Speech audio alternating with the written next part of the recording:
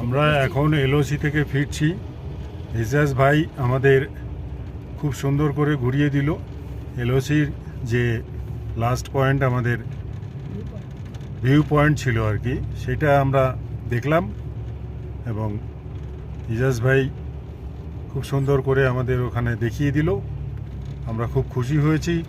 এখন এলওসি থেকে যে লাস্ট ভিউ পয়েন্ট ছিল সেই লাস্ট ভিউ পয়েন্ট থেকে ফিরছি। ফিরে আমরা আবার এখন লের দিকে বেরিয়ে যাব। আমাদের খুব ভালো লেগেছে। আমাদের সঙ্গে